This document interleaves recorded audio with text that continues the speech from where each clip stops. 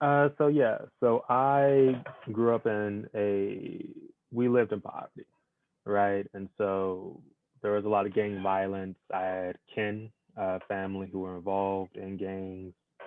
I went to a charter school in the neighborhood, and so that area was also either the children, relatives of gang members, or actual gang members in themselves. And so, surrounded by that environment, my ideal of the highest point I could reach was, oh, I want to get into this life. There's a lot of benefits. This is what I want to do.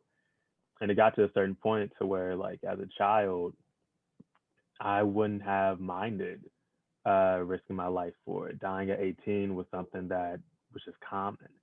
And so in my mindset, it was, I'm going to do this, I'm going to be great at it. And if I die at 18, I die at 18. Like, my value of life shifted. My paradigm was not what it is now.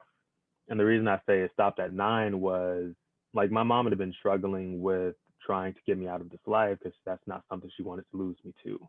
Mm. Which I think that's honestly the mindset of every parent. It's just very hard to get a child out of that mindset once they're engrossed in the environment.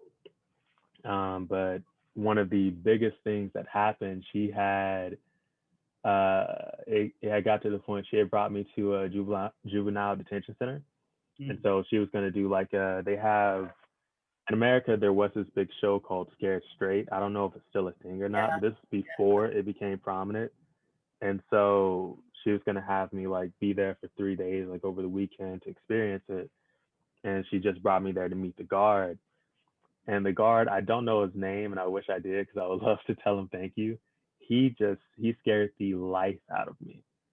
I mean, he brought fear in my heart I didn't know was possible, and I didn't even step into the facility. But once my mom told him the situation, he was straight up with me, and he was very direct, blunt, about what would happen.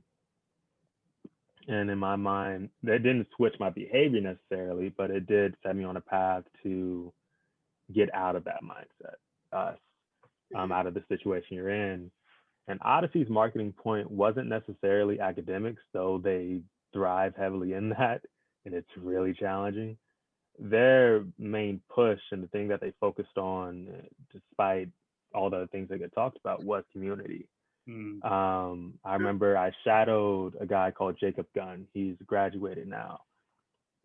And that was the most welcomed I had felt in a school setting, for Really? that to be my first day. And I had been in public school for years. And so, even in comparison to those years of experience, being in that setting was one of the most welcoming experiences I've had.